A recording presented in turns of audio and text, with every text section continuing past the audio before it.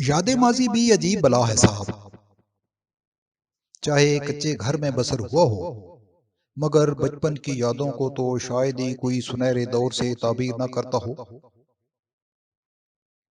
زندگی کے ابتدائی دور کی خوبصورت یادیں انسان کا قبر تک پیچھے نہیں چھوڑتی۔ عمر رواں پھر کبھی نہیں مسکرائی بچپن کی طرح، میں نے گڑیا بھی خریدی، کھلونے بھی لے کر دیکھے۔ جو وقت ہم نے اپنے بچپن میں دیکھا اور جو عیدیں اس دور میں منائیں، وہ ایک خواب سا لگتا ہے۔ خدا جانے وہ بچپن کی معصومیت تھی یا میرو وفا اور اخلاص و محبت کی فراوانی۔ لیکن ایک بات طے ہے کہ عید کی خوشیاں اس طرح مصنوعی اور کمرشل ہرگز نہ تھیں جیسی اب ہیں۔ تب عید نیک و خالص جذبوں سے مزین ایسا تہوار تھا جس میں بچے بڑے سب حقیقی خوشیاں سمیٹتے تھے۔ خدا معلوم کہ وہ مسرت و شادمانی کی پینگیں اور جھولے کہاں گئے جن کا اہتمام خصوصی طور پر کیا جاتا اور جو عید کی پہچان تھی۔ خالص دیسی گھی اور گڑ میں پکے حلوے اور خالص محبتوں کے امین محبتوں کے جھولے جھولتے قصہ پاری نہ ہو چکے، اور اب باقی صدیقی کے الفاظ میں نہ او پینگا نہ او جھوٹے، نہ او گمرے گمرے بوٹے،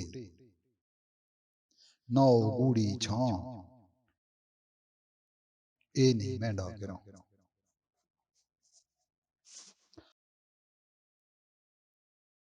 ہمارے چند گھر گاؤں سے باہر کھلی جگہ پر سڑک کے قریب واقع تھے۔ خاموش اور پرسکون ماحول میں چاروں طرف لہلہاتے کھیت اور دور کہیں آسمان جھک کر زمین سے گلے ملتا نظر آتا۔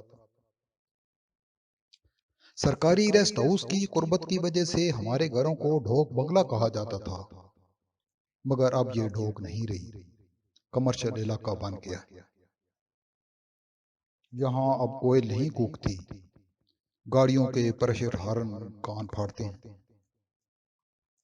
اب ادھر فاختائیں میٹھے گیت نہیں گاتی، مارکیٹوں میں ہجوم اور میوزک شور کرتا ہے۔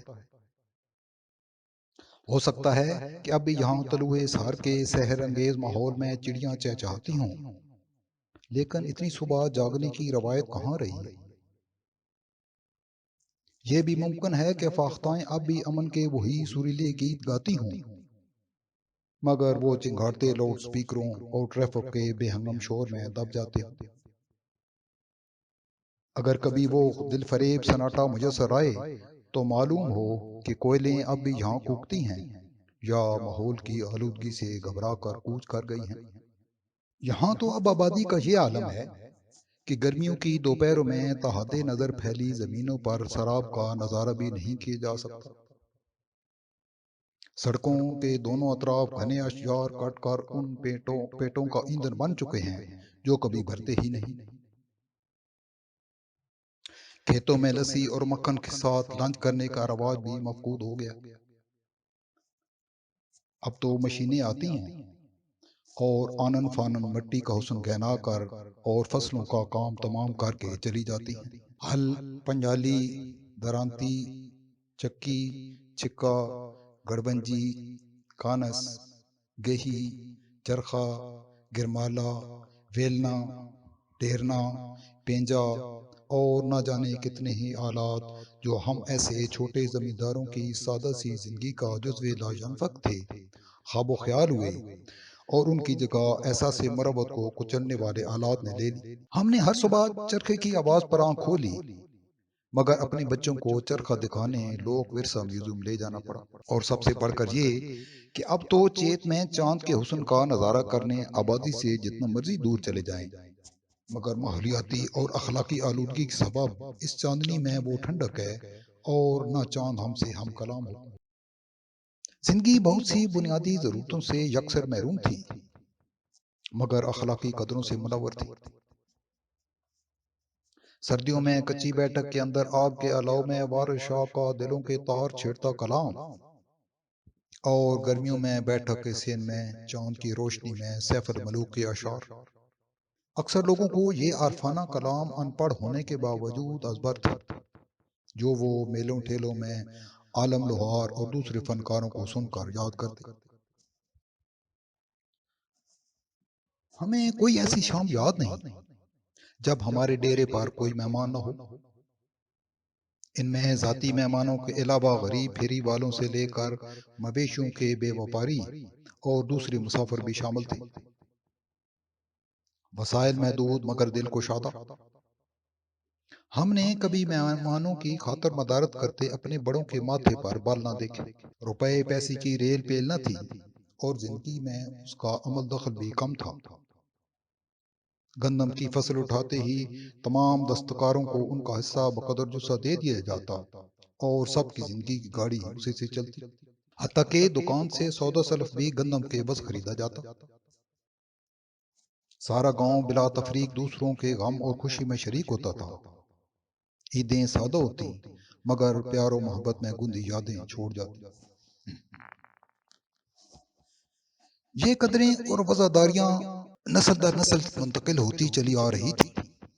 پھر نہ جانے کیا ہوا۔ کعبہ اور کس نے حالات کی سنگینی کا بیج بویا۔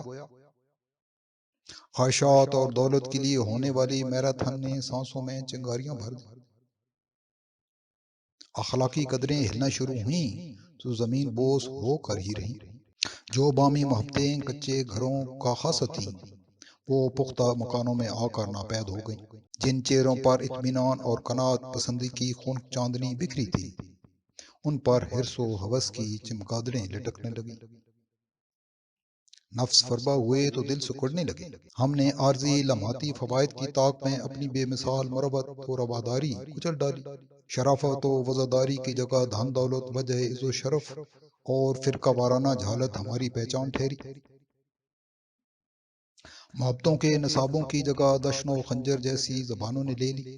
گھنے درختوں کی مہربان چھاؤں کیا روٹھی کہ چور کتب اور رازن رابر بن گئے۔ حرام و حلال کی تمیز یوں ختم ہوئی کہ اب جہالت میں عظمت اور حرام میں برکت ہے۔ کوے یوں ہنس کی چال چلے کہ ہم ان ورثوں کے امین بن بیٹھے جو سرے سے ہمارے ورثے ہیں ہی نہیں۔ قناعت کی دولت سے تہی ہوئے کتنی سال بیت گئے مگر دولت ہاتھ آئی نہ سکون میسر آیا۔ موضوع سکون عید کا تہوار تھا لیکن ہم اپنی کم علمی کی بنا پر بھٹک گئے اور عنوان سے انصاف کر سکے نہ اپنا معافی و ضمیر مؤثر طریقے سے بیان کر سکے۔ تاہم ہم نے کالم کا اختتام پر بشیر بدر کے ان اشعار سے مدد لی ہے۔ سر سے چادر بدن سے قبا لے گئی، زندگی ہم فقیروں سے کیا لے گئی۔ میری مٹھی میں سوکھے ہوئے پھول ہیں، خوشبوؤں کو اڑا کر ہوا لے گئی۔